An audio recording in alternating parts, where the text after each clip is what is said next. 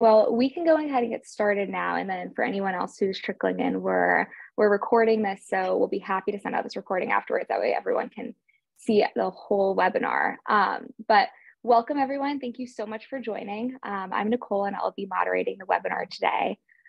We have a great list of panelists here who will all go around and introduce themselves, but they're all definitely experts in the short-term rental property management space and really eager and excited to share all their tips that they've learned through either self-managing or managing through Rabu on behalf of other owners with all of you today. So the format for the webinar today is we do have some pre-prepared questions to go through at the beginning here. But as we're answering questions, if any come to mind for all of you, just go ahead and pop it in the chat.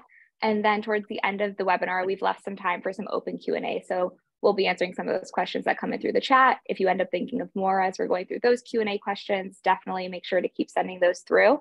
And we'll make sure to get all your guys' questions answered. So hopefully you get a lot of value out of this webinar. So before we jump into the bulk of the questions, it would be great if all of you, so Amir, Katie, and Trent, could all go around, take a moment to introduce yourself, and maybe let us know the favorite Airbnb you've ever stayed in. Absolutely. I'll go ahead and start, Nicole. Thanks for hosting this. Everyone, thanks for joining. My name is Amir Dokesh. I'm the CEO of Rabu. I started the company actually with my wife, and I think it was maybe 2016, 2017. We purchased a house in Charlotte that had a detached garage and a little room above that garage that we turned into an Airbnb. So we ended up managing the units ourselves, that unit, and then got a handful more that we were self-managing. Then realized how big this opportunity was and started building out what Rabu is now, which is a platform that helps investors find, buy, and operate short-term rentals. So you guys probably know we have a data tool set on data.rabu.com where you can identify short-term rentals to buy. We have lender and broker partners that can help you buy those assets. And then we have a property management arm that manages 400 properties, a little bit over 400 properties across the country. So as I mentioned, I started off self-managing it. Since the team has grown, we have about 33 people nationwide. Katie and Trent and Nicole being a few of those. Excited again to have everyone here to kind of educate anyone as much as we can on short-term rentals. My favorite one, to answer your question, there's been so many good ones. My favorite one was we stayed with some really good friends at one in Santorini in Greece, which was literally right next to, if you guys you've seen those Greece postcards, and they always have that white dome church in those photos. We didn't notice, but we were actually renting an Airbnb that was literally right next door to that church. So we were literally in a postcard with an Airbnb that it wasn't a postcard. We didn't know that was even the case until we got there. So that was quite breathtaking, but there's been some great ones all across the country and internationally. Awesome, I'm jealous. Katie, you wanna go next? Yeah, absolutely, thank you so much. Hi all, my name is Katie Mahoney. I am located up in Boston, Massachusetts. I'm the Vice President of Operations here at Rabu. And my favorite Airbnb, it doesn't quite compare to Santorini, but in Mammoth Lakes, California, we had a record amount of snow. This was just last Christmas. And so we were stuck in our Airbnb, but thankfully it was basically like a 5-star lodge sort of thing. So they had all the experiences just right in property. So that was a really fun experience too. Wow, it sounds like a movie plot, being stuck in a cabin with snow at Christmas time. Awesome. Trent, how about you? Hey everybody, I'm Trent Hawthorne. I'm the Chief Operating Officer at Rabu, and I'm based in Charlotte, North Carolina. My favorite Airbnb was also in Santorini, but not in the same place as Amir or with Amir at the time, believe it or not, even though we've known each other for about 10 years. I'm putting the link in the chat, actually. It's called the Three Stones Villa. It's in Amiravigli, which is right in the little village in Santorini. Amazing view, and highly recommend it. Awesome. All your great Airbnbs are making me itch for a vacation. So let's dive into the list of questions now. I think that the first question that many short-term rental investors may ask themselves is how really to manage the property. So there's two main options there. There is self-management and there is hiring or working with a property manager. And it seems like some of the people in the chat and who are at this call right now, there's a mix of both of them. So first question being, how do you decide which one to go with, if you should self-manage or if you should hire a property manager? Yeah, maybe I'll take that one to get started. It's a good question, Nicole. So as I mentioned, we started self-managing, and the reason we did that is we transparently kind of stumbled upon short-term rentals. As I mentioned, we bought that house in Charlotte, a detached garage and a room above the garage. And we just put it in Airbnb, just hoping for some discretionary income. And next thing you know, it's making enough money to pay the mortgage on our house. So we were in a sense house hacking on accident. And at that point, my wife and I were just in a position where we were able and willing to do it ourselves. So we wanted to learn the industry and we wanted to jump into it. And for that time and place in our lives, it was just the right thing to do. Get to about 4 or 5, we quickly realized that in order to do this at scale, we needed to build a property, in our instance, get a property manager involved. And that we did that by building our own property management company. But it's really kind of understanding where you are in your life, what you're hoping to accomplish. Are you just looking for a one-time property that you can manage, or are you looking to build a portfolio? Really, what your goals are is really key in understanding, and then also what your time commitment and availability is. If you have a young family or a demanding job, it's probably not the right thing to do to manage yourself. But if you have some free time and just looking to have one or few properties, it's probably a good idea. Just even for the interaction and to learn how to operate this type of asset. Awesome. Thanks for that. I think it's really interesting perspective you're able to offer, going through both self-management and then now here at Rebu. So thanks for that answer. So diving into the actual tasks of property management, there's a whole lot of them from, before the rental even goes live to after guest stays and things like that. So starting at the very beginning there, one of the first tasks is likely listing and marketing your rental to get bookings. What are some best practices that we have for that? And especially in really competitive markets, how can operators stand out from different rentals and really differentiate themselves when it comes to listing and marketing? Sure, I can jump in there and start that off. I'd say the first and kind of most basic but very important thing to do is to list on multiple channels, or OTAs as we call them in industry, online travel agencies.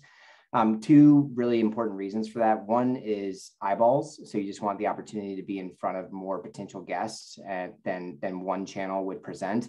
But the other one that's not talked about, I think, enough in this industry is platform risk, right? If you're only on one specific channel, then there are things that can go wrong on that specific channel where your property can be delisted, and that obviously is your main only marketing channel if you're on one channel, which puts your business, your short-term rental, at risk. So we would absolutely recommend listing on multiple channels and doing the research in the particular market where your property is as to which channel is attractive to the guests in that particular market. So that's obviously the first step. And then, of course, listing on multiple channels means that you're going to need a unified calendar to be managed by some piece of software, either a channel management software or a property management software, so that you avoid double bookings. And we can get into that more in the chat, but that'd be the first step, I would say.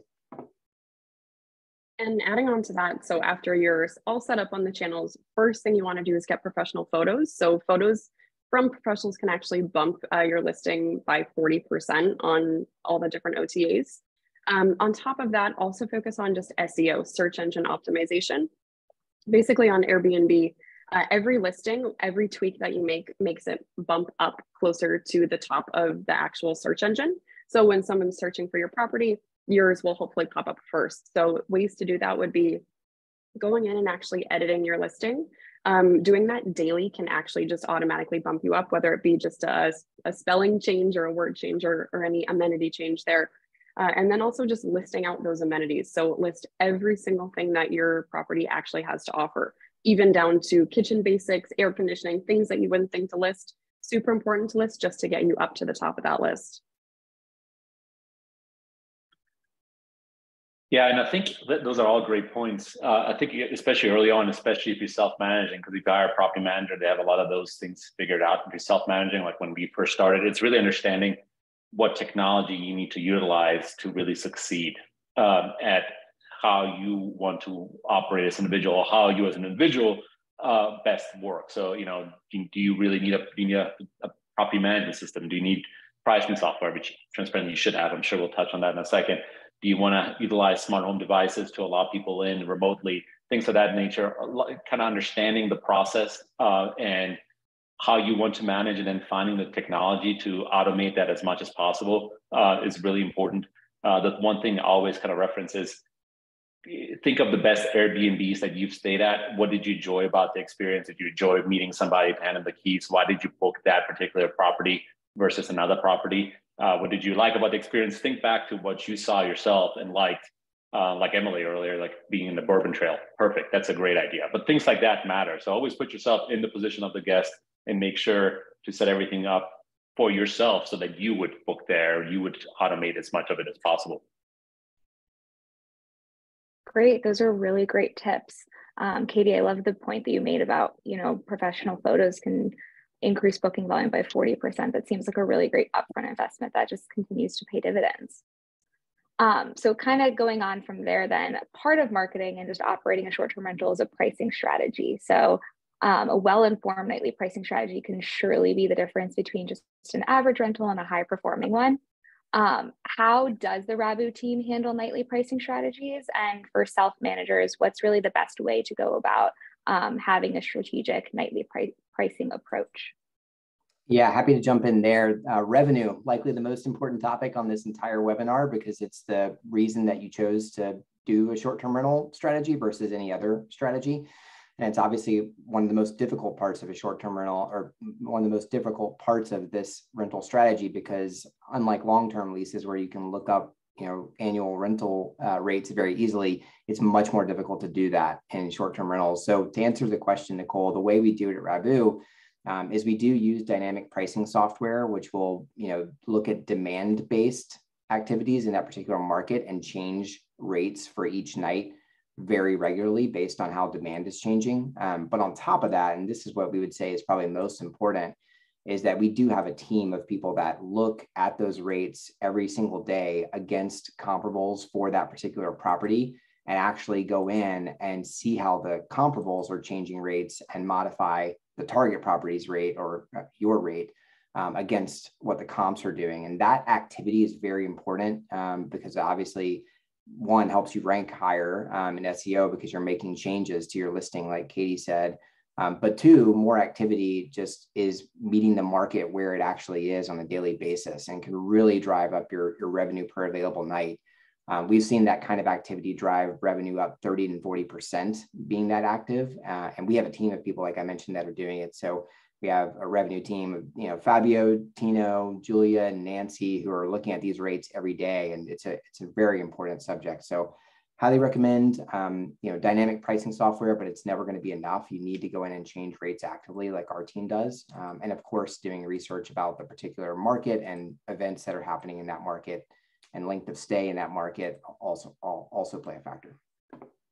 Yeah, especially as a new host, it's easy to think about it as let me just do Airbnb smart pricing, right? Let me utilize Airbnb smart pricing. Transparently, we would never recommend anybody utilize just the straight Airbnb smart pricing.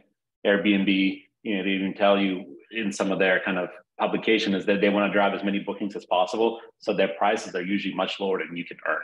So don't trust Airbnb smart pricing. I would recommend using a third-party dynamic pricing tool, whether it's a Price Labs, a Wheelhouse, or a Beyond Pricing. I think there's a few others out there that you can utilize as well. It's also, and I think Trent was alluding to this, it's not set it and forget it. You can't just set the price and kind of never think about pricing again. This is something that you're gonna have to be in actively, very active. The dynamic pricing software is like the first step. The next step is nobody knows your property better than you. So it's really important for you to go into those properties on a daily basis, sometimes maybe multiple times a day, depending on what's going on in the market, to adjust those prices manually. So I can't understate how important that is. There's nothing more frustrating. As you guys know, we have a data tool, and if you look through our data tool, a lot of times you'll see the listings that we're utilizing in our data tool to set comps for how much a property can make. And there's nothing more frustrating as a host when you click on a listing, you see every night is the same price. Every weeknight it's $100. Every weekend night it's $125. There's a lot of money being left on the table of those strategies. We most of the time recommend our clients to not utilize those as comps because they're not true comps. They're poorly run properties because they're not maximizing on their nightly rate. So the great thing about short-term rentals is that the dynamicness of the pricing. it can help you combat inflation. It helps you combat a lot of things. So don't sleep on that. That is incredibly important to really hone in on. Great answers. Definitely seems like one of those activities that takes a lot of time, but as Trent mentioned, probably one of the most important things you can do as a property manager to increase your revenues. So next up, we'll chat a little bit about guest reviews, which, as we all know, can really make or break a rental. What tips do we have for earning 5-star reviews? Yes, I would love to take this one. I love this question. Basically, reviews drive ops. It is the basis of why we do everything we do in ops. So it actually starts even before the guest actually books. So let's say a guest says, hey, we're coming in for our birthday, and they just give you that little golden nugget of information before they even get to the property. Really hang on to that, and whether it be a card that you leave in the property or even just messaging them once they check in saying, hey, hope you have a great birthday, wishing you all the best. So it starts there, and then once they actually get onto the property, it's all about the value. So everyone at this point expects a clean property, a good location. That at this point won't necessarily just get you 5 stars. What you really need to do is make the value worth it for the guest. So what that means is adding in special amenities, adding in little snacks for special touches, a guest book so that they know the area, a communication line to you or your property management company, just so we're available 24/7 for any questions that they happen to have. Yeah, I would definitely listen to Katie on this. Before joining Rabu, she was actually at Four Seasons Resorts, where she went through some pretty interesting hospitality training. So I'm sure you picked a lot of this up there. So definitely this comes from an expert. From a non-expert opinion, because I wasn't trained like Katie was, and we were doing it when my wife and I were first managing our first set of units. The biggest thing for us was over communicating. You can never over communicate with guests. Just be available to be heard. Unfortunately, sometimes that means being available 24/7 because as things pop up. But that's probably one of the biggest things you can do. And then this will happen regardless how amazing your property is. You will get a 4 or 3-star review, and you'll get somebody that leaves a review that has a negative piece of information about the property. This is incredibly important. When that comes in, you should not respond to the guest and say, hey, you being unreasonable, I did my best, I went above and beyond for you. Like, this shouldn't become a one-on-one confrontation with the guest. You should definitely respond to that review, but the response should be aimed at future guests. What I mean by that is, if, for example, Katie stays at one of my properties, she says, hey, we had a great stay, but one of the windows was broken, and I couldn't open it, or something along the lines. And, the review wouldn't be, well, Katie, you broke it. If she did break it, it would be like, hey, Katie, thanks for letting me know. We have since addressed this issue, and we'll make sure that it's not a problem going forward. That makes a big difference, and actually helps you get more bookings, because we're all human, stuff happens. So as long as you show kind of proactiveness and positivity out of a situation like that, that's a gold nugget to carry on, because guests appreciate that. Yeah, that's great advice. I love the point about not responding to them defensively and instead kind of showing how you're improving it moving forward. It's something very tactical that people can take away from this. So our next 2 questions are all about vendors, which I know is something that we're often asked about a lot. The first part is that, a key part of operating a short-term rental business or as a property manager is having a high quality vendor team that you can trust. What exactly is that list of must-have vendors that, we source as a property management company or as self-managers they should be looking to source for their property? Yeah, I mean, maybe I'll start with this one. Early on, you really, if you're self-managing, most of the time you are the vendor, at least the vendor coordinator. So when my wife and I first got our Airbnb, we would do the cleaning, thinking we would make more money that way because we could collect some of the cleaning revenue ourselves. We would do some of the little, touch-ups if there's maintenance issues. So you'd be the one, if the AC goes out, that would be coordinating kind of the AC technician to come out there. So, transparently, if you are self-managing, the best thing you can do is start creating a contact list for yourself. Okay, who are my, if I'm not doing myself, who are my cleaners? Who's plan A, plan B, plan C for AC and heat, right? Who's my plumbing contractor? Just have them on standby and ready to call when the emergency hits, because it's so important to act quickly in short-term rentals. If something happens, you have to address it within hours, not within days, like you would in traditional long-term rentals. And your speed and again, communication is going to be key to it. So really build out that list or become the vendor yourself. Sometimes you just have to do things yourself if you're self-managing. So cleaners, AC, plumbing, just general maintenance are the types of groups you want to have handy and ready. Probably plan A through C for those groups. That's a great point, Amir. And to really add to that, so we have several team members actually specifically dedicated to vendor management here. So that's how much time it takes up for us in the different markets. So like Amir said, the cleaning partner is really the number one. If it's not a clean property, right there, you're already losing your guest stay.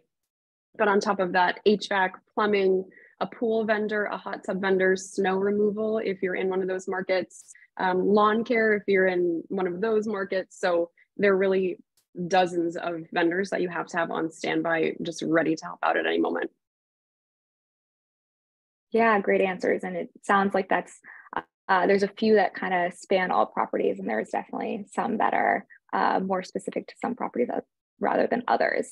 Now with that list of vendors in mind, what are our tips on how to actually source and manage those vendors? Because it seems like that could be a lengthy list for some properties. Yeah, I mean, again, especially if you're doing this self-managing, you probably just need to go spend some time in the market itself. You need to go down there and interview vendors. I mean, again, cleaners are the most important. I know when we launched, we started in Charlotte and we got our second property in Savannah. We spent probably 3 days interviewing cleaners in Savannah to find one that we could trust and believe in. Because again, if you're doing it remotely, in a remote market, they are your eyes and ears on the ground. So you really should not just go find somebody off Craigslist or something and just hire them. You really need to invest the time to actually interview them and ask the right questions and be comfortable that they're going to be doing that for you. So really, it's they become an extension of your business. So it's really important to, again, spend time with them, over communicate with them, and transparently be willing to pay them fairly. There's a lot of conversation about Airbnb cleaning fees being too high. A lot of times that's because, the vendors, the cleaning vendors and all the other vendors need to be paid a significant amount because their work is hard. So don't skimp out on the actual paying of the vendors either. Yeah, great points, Mayor. Really can't reiterate enough how important it is to vet. Go through as many as it takes, do whatever it takes to find the right partner. If it's not the right partner, you're just going to have to go through the whole sourcing process all over again. But the last piece of that really would be just for contracts. We use contracts for all of the vendors that we use just to make sure everyone's on the same page and to hold everyone as, to hold them accountable and to hold us accountable to make sure we're holding up our end of the bargain. So highly recommend contracts, getting it in writing and getting all of the potential problems and issues solved in that contract. Great, love those answers, thank you. So kind of reflecting back on the questions that we've asked thus far, it really does seem like a lot goes into managing a short-term rental from, before it goes live to guest support, managing vendors, so on and so forth. I'm sure a lot of people now are questioning how to automate all of this and save some time. Can you three go around and share your best automation tip for property management? Yeah, absolutely. I can jump in there. So the first place to start, I think, is access for the guests to the unit. Obviously, if you're intending to grow a portfolio, you can't be everywhere at the same time, right? So you want to give the guest a secure and reliable and memorable way to access your property through smart locks. And so one of the things that we do is we have software that will automatically set the lock code on the smart lock at the property to the guest's phone number, the last 4 digits of their phone number at the time of check-in. So it only programs the lock at 3 p.m., for example, if 3 p.m. is the check-in time. And again, it's the last 4 digits of their phone number. So it's very easy for them to remember. They don't, have to have all the confusion that we've all had when we're trying a new lock for the first time and it's a different code and we can't remember it, right? It's just very simple. They already know the numbers, and obviously, hopefully they've received automated check-in instructions from you on how to access the lock and get into the property, because that is, their first impression is access, and that really impacts reviews, which Katie has already talked through. So definitely automate access using smart locks. It's important for security, and it's also what travelers want. So that's the first thing. The second thing is automating access for cleaners, right? There's no reason that you have to, be informing the cleaners that the guest is checking out every reservation that you have. There are tools to automate that where your cleaner can know when reservations have taken place, when check-ins or check-outs, are happening, and have all of that communication taken off your plate, which again, we have software that we do. So anything that can be, any type of communication that can be automated around access, we would highly recommend that. And to build on that point exactly, Trent, and Debbie, shout out to the Rabu's second property, but Debbie, this will answer your question that you just asked as well. We actually have automated the entire cleaner process. So not only the communication, but the actual scheduling of the cleaners. So our dev team, our software team, who's phenomenal, has actually built our property management system that we use and built an API integration with a third party called Turnover BNB. And that's how we actually schedule all of our cleaners. So every single time anyone books across any OTA, any booking platform, a automatic block will actually be set up that will be sent to the cleaner through Turnover BNB. So we don't have to communicate schedules or anything. It's all automated, which is way easier for us and for the cleaner to be able to set up their days. Yeah, I'd echo that. Turnover BNB is definitely a good opportunity to go source cleaners. If you are self-managing and looking at your first property, if you need a place to find cleaners, Turnover BNB is a good place. Software does also help you manage, schedule them. But at this point, that's manual. Luckily, we have our own property management system that we've integrated into Turnover BNB to automate that as much as possible. And I saw the question come in from Yvonne about how the tools that Rabu uses for checkouts for cleaners. It's a little hack that we created. I thought at first was never going to work, and it's something that can be replicated if you want to do it yourself. But basically, every morning at 8 a.m., we send a message out to the guest that's staying at the property. It basically says, "Hey, Trent, if you checked out or when you check out, please text us back the letter Y." And I didn't think anybody would do this personally when this idea was presented, but I was 100% wrong because we started getting, I'll probably say 50 to 60% of guests tell us when they've checked out, and it's usually around 9 a.m., at which point our software can then automate the cleaners, letting them know that a certain property has become vacant. So that's a great tool. You guys can do it yourself. Obviously, you would have to do it manually. Some other hacks that I did when I was kind of starting out, self-managing it, I kind of created a process for myself and template for myself. So every morning at 7 a.m., I would see who checked in the day prior. I would send them messages. Every day before somebody checks in at 7 a.m., I would send them messages. So it's really about creating templates and creating processes, creating SOPs if you don't want to utilize technology to do so. But if you do, transparently, there's almost too much technology out there for this space. There's property management systems, anything from Guesty to, there's Streamline. There's probably 50 different property management systems. There's pricing software, as I mentioned, Price Labs, Wheelhouse, Beyond Pricing. Smart Home Tech, there's Aperto, Lynx, probably 2 or 3 others that do something similar. There's communication software out there too that just automate the communication on your behalf. So templates that I mentioned, some of their software tools that do that. The biggest one was Smart BNB, but I think they renamed to something. Trent, do you remember what they renamed themselves to, rebranded to? Hospitable, yep.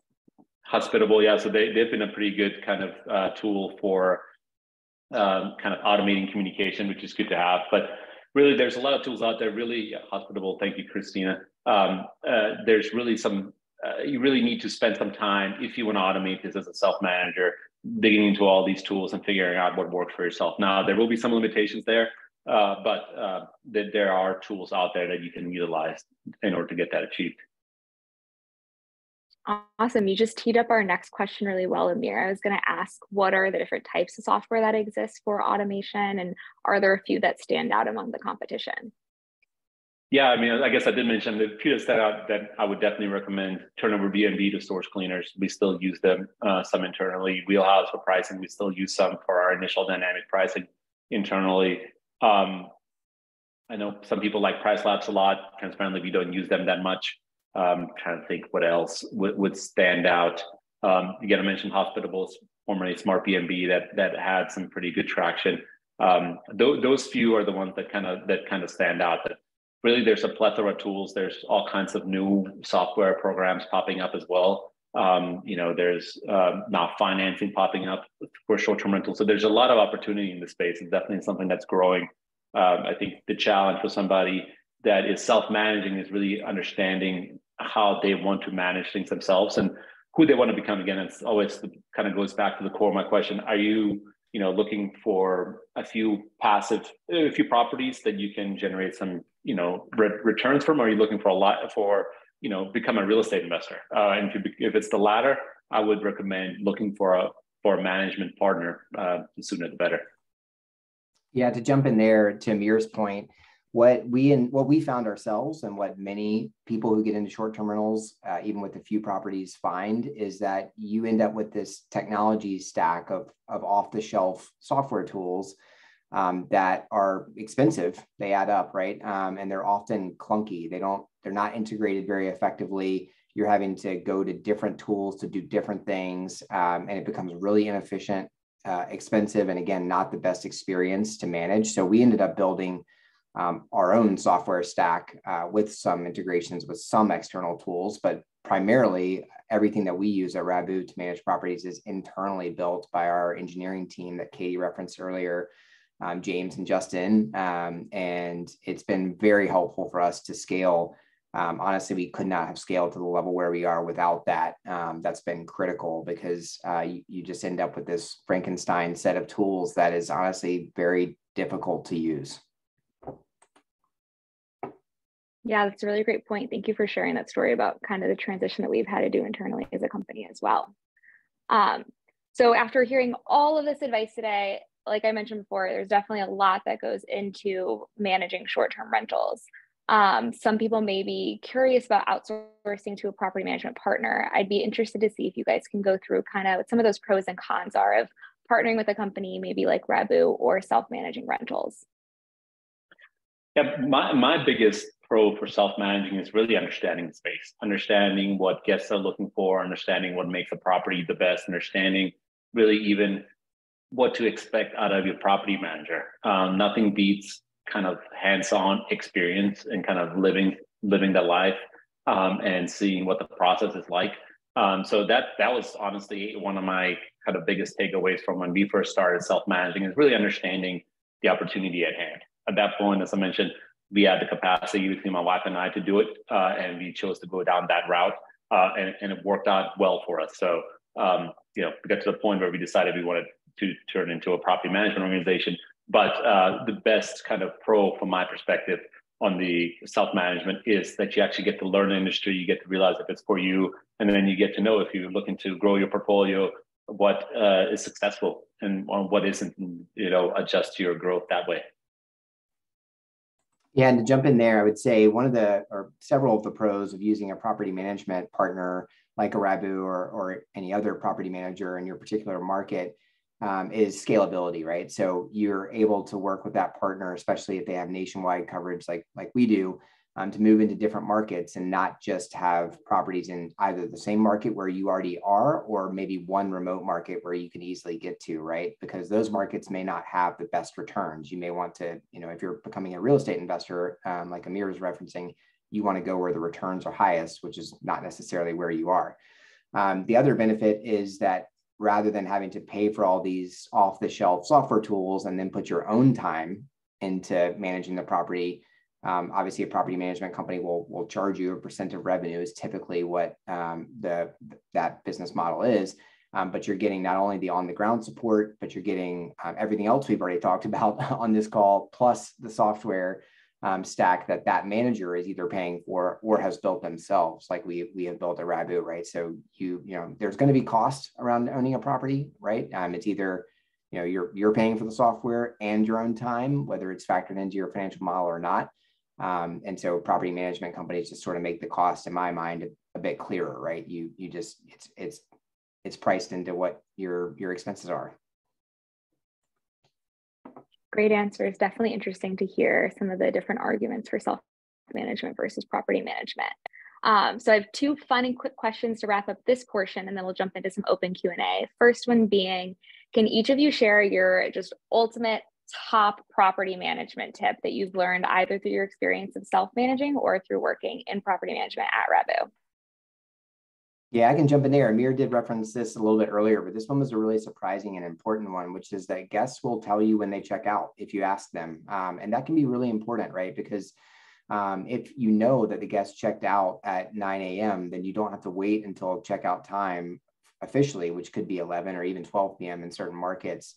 And knowing that does a few things. One, it can allow you for more same day turnovers, right? So accepting a guest checking in on that same day because you have longer to turn the property over, or your cleaner has longer to turn the property over once it's checked out. So highly recommend asking. Guests are not offended by that question. They'll tell you more often than not when they've checked out, and that gives you more time to get more guests in the property and do a better clean.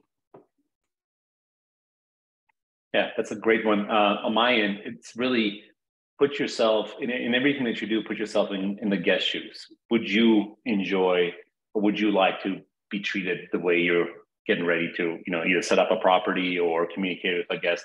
That's really always been kind of the number one rule. It's, would I enjoy having this type of couch here? Would I enjoy, this type of communication from the guests? It's really kind of put yourself in the guest shoes. And if the answer is a resounding yes, do it. If it's a no, then don't, or maybe then probably don't do it. So that's really a good hack for the industry. Those are both great ones. And for mine, I would say probably quality over speed 10 times out of 10. It's so important to do the right thing over the fastest thing every single time when it comes to getting the right vendor partner, fixing your property. Everything will pay off as long as you are prioritizing quality over speed. Yeah, that's a great one, Katie. I would imagine it's also probably one of the biggest ones during the initial onboarding when you're setting a property up, because that can be a make or break. And of course, we all want to get the property up there and making as money as quickly as possible. But if you take shortcuts, if you don't spend the time on the art to put up on the wall, because you're trying to get the first booking in there, it's it's not going to work out very well. It's a great one here for sure. Yeah, great tips. Those are all really tactical and actionable things that people can take away from this. So lastly, definitely the most fun question of the bunch. Can one of you guys maybe share your favorite or funniest story that we've experienced managing properties at Rabu? Sure, I can jump in there. As Amir mentioned, we've managed hundreds of properties in a lot of markets and been doing this for many years. So there are a lot of things that happen that are funny in hindsight, but not necessarily funny at the time. But one that was funny at the time and is also funny looking back is that we did have an emotional support pig stay at one of the properties that we managed. And the reason that still gives us a laugh is that cleaning the property afterwards proved to be very difficult. And honestly, the smell of a pig staying in a unit really never goes away. So, just something that is still kind of a good chuckle for our team is that I guess, when pigs stay in your properties, expect that smell to kind of stay in the walls forever. Yeah. Man, and that pig was there for a while too. It was like a month or something, right? So it wasn't even like a quick get in, get out. It was an extended pigsty, I guess. Midterm stay. Yeah. Wow, that one kills me. I've never heard of an emotional support pig, but to each their own. So I know we're actually we're 4 minutes out from the technical end of the webinar, but we have a ton of great questions that have rolled in. Totally understand if people do need to drop at the 2:45 Eastern time, but we can kind of run through some of these questions. And if we run over a little bit and people are still interested, we can keep going. Again, do know people have busy days, do know the World Cup is on, but we can jump into those open Q&A questions now. So one that I saw come in that I think is really interesting is more actually on the property acquisition side of things. What is the process to help someone acquire a property? What are the kind of documentations, or what's our process to help in that? We built an entire kind of engine around that. So what we always recommend people do is use data.rabu.com, especially the free tool. So if you go to data.rabu.com, and Chris, if you wouldn't mind just linking that, I'm sure most people here have seen it, but if you wouldn't mind sending that in the chat. It's a tool that we've built that we have years and years worth of data on, where you give us an address to tell you how much that property can make as a short-term rental. So we always recommend people to start there and then look at the comps in the area to get themselves familiarized with the property and to see if it's actually a good rental. So that's a great starting point because it just gives you some really strong information early on, and also gives you the comps to select from properties from. So we always kind of say that's a great place to start. Type in different addresses, type in your address, type in an address that you find on Zillow or a neighbor's address, wherever the case may be, and see kind of what the short-term rental opportunity is there.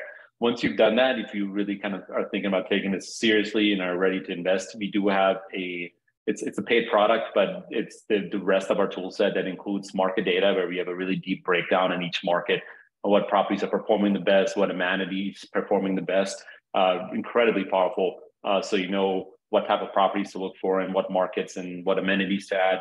And then we also have properties for sale on there as well. So what we basically do is look at properties that hit the market, that MLS market, and underwrite it with our tool. And based on your search criteria, your buy box, we send properties your way, so that properties that meet your criteria are quickly displayed to you. Those three things are amazing. The other thing that I would recommend is we have a email that we send out twice a week, every Tuesday and Thursday. One went out earlier today, where we show you some of the 3 best properties that we've come across in the last few days of short-term rentals. Get free to subscribe to a great list to kind of see, here's some properties, some interesting markets, here's what their return profiles look like. Awesome. Thank you for diving so deep into that. The next question is really on the property acquisition side as well. But this is a question that we're often asked, is just help with financing. Do we have any tips on how to secure financing for short-term rentals? Yeah, that's another good question. There's a couple of ways to go about it. We did just form a partnership with a nationwide lender who will provide loans for short-term rentals based on the data on our website. So we look for an email about that in the next few weeks. That'll come from Nicole or Chris. Really excited about that because they can provide loans across all but 3 states in the United States, and the rates are very competitive. So there will be a loan product that we'll be announcing soon, a partnership we'll be announcing soon. So that's one option. The other option is also local banks. You know, you're not going to get a loan for a short-term rental at your Bank of Americas or your Wells Fargos, but if there's a local credit union that you have a relationship with, or any kind of smaller local bank that, especially that you have a relationship with, we highly recommend going to those groups and talk to them about the asset class. There's a decent chance that they will underwrite the property based on its long-term rental revenue versus its short-term rental revenue, which could complicate things a little bit. But those are kind of your best go-tos. The partnership that we're announcing in a few weeks, which will underwrite properties for short-term rentals based on the data on data.rabu.com, and then also your local banks are oftentimes your best option. Great, thanks for that answer. So this next one now really has to do with getting a short-term rental up and running. Does Rabu have any staging services to help set up a property in an area where potentially the host doesn't live and it wouldn't be as easy to get it up and rental ready? Katie, you want to take this one? Yeah, for sure. Happy to jump in here. So a couple of things. One, our onboarding specialist will always do a virtual walkthrough with you. So they will make plenty of recommendations. We actually have a specific Amazon list where if you want to just buy everything on there, that's perfectly great. We have, of course, tested everything on there, so we do know that it works well. But on top of that, if you do want actual interior design services, we do partner with Guested. They are in many of our markets. They offer impeccable interior design. They really kind of bump it up to that 5-star experience. Yeah, Guested is a great resource if you're just looking for somebody to take the furnishing off your hands. Of course, you'll be paying a little bit of a premium versus doing it yourself. But again, it's a time cost analysis, really, how much is your own time worth?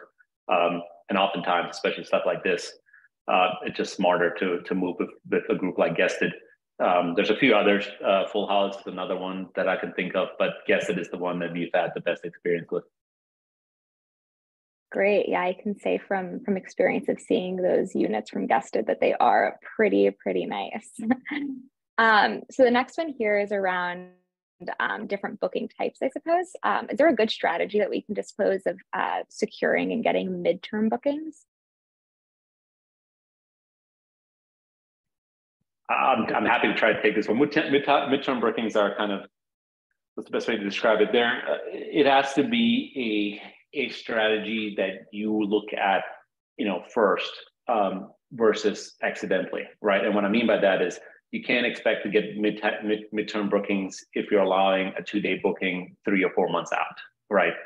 So the best way to secure midterm bookings is to really kind of limit the calendar on the length of stay, probably a month plus out, because you don't want somebody to come in and really kind of kill the opportunity of you being able to get a 2-month booking in April because they booked a weekend in December for April. So really the best way to get midterm bookings is to keep your calendar kind of the length of stay tight from a month out and really only allow those weekly and monthly rentals from that time out, and then expect the daily rentals to, the weekend rentals to come in within the days of the guests arriving.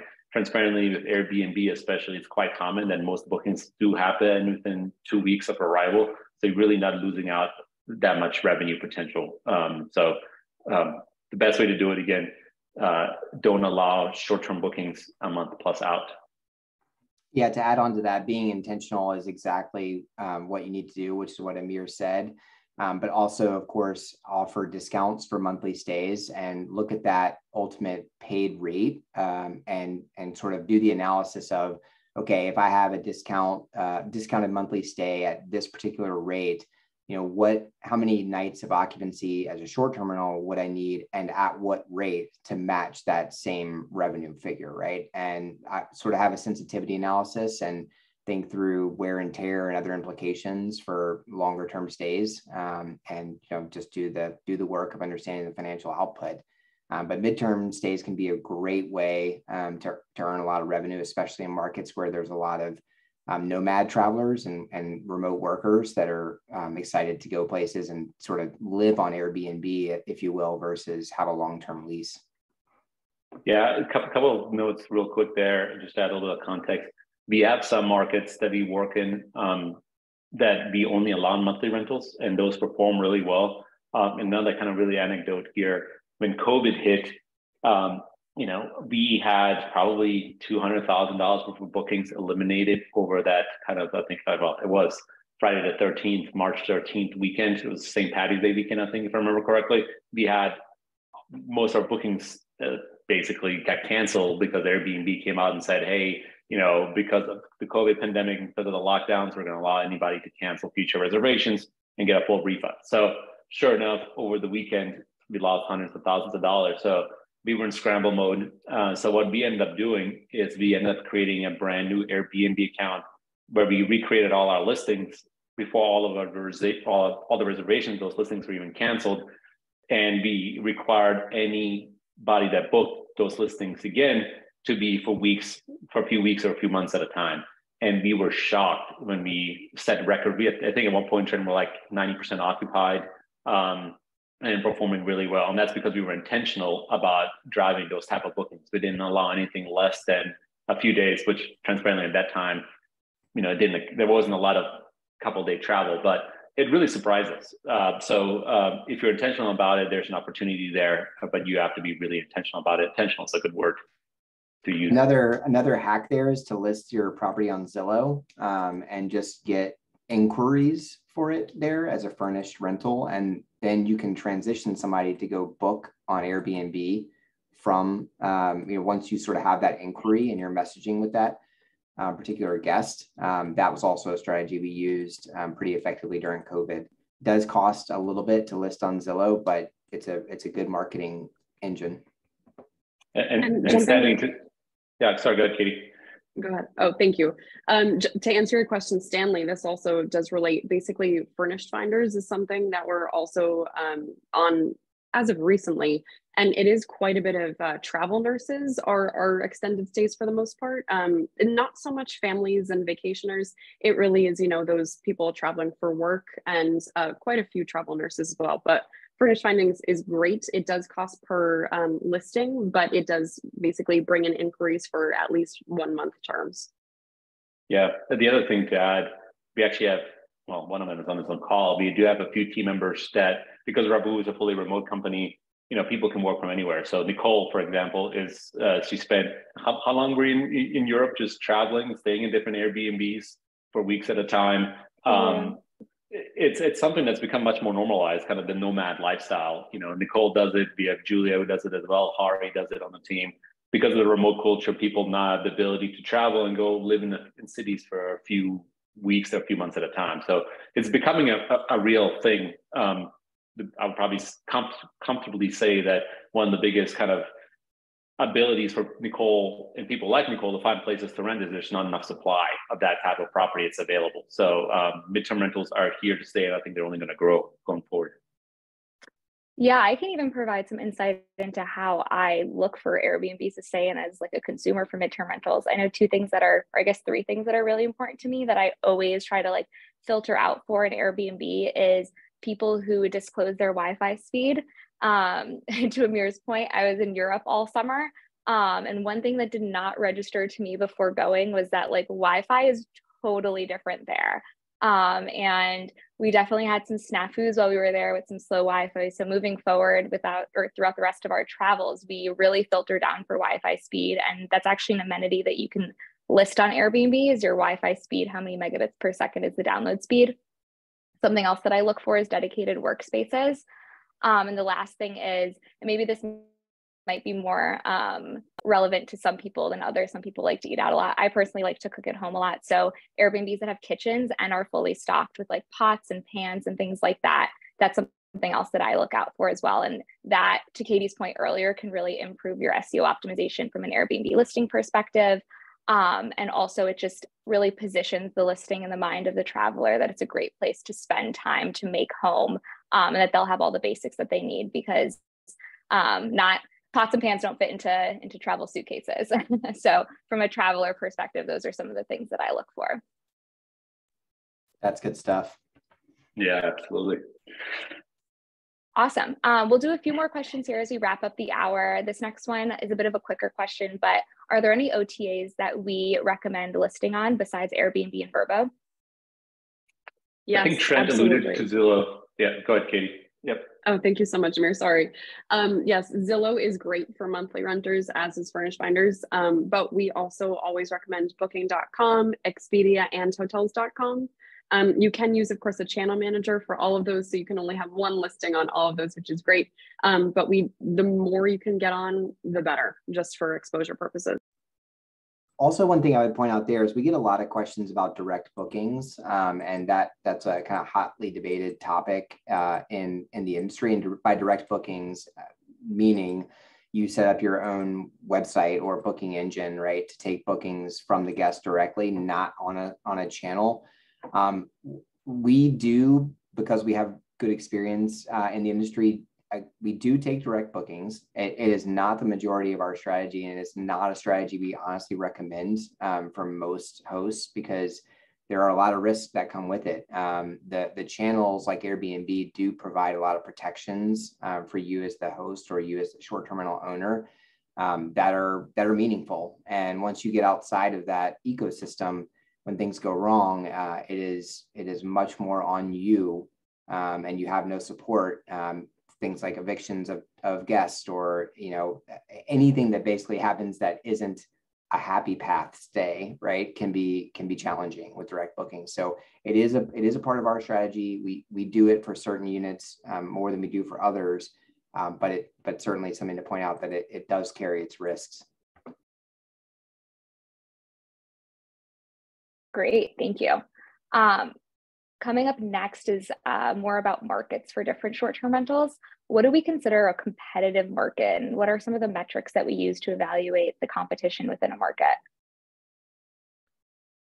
Competitive market, let's say the way we think about it is, where can I get the best cash on cash and cap rate returns for a short-term rental? We found most of that to be in the southeast. So think of the Carolinas down into Georgia, into Florida, and kind of across into Texas and parts of Arizona. Those are really the markets where we've seen the most success. It's really a combination of significant demand in travel while still having relatively affordable housing. Hence why you will see less in the Californias of the world and some of the other Western states. It's really around affordability and really demand for travel, and both leisure and then also work. So the Southeast and the South is where we've seen most success and most opportunity.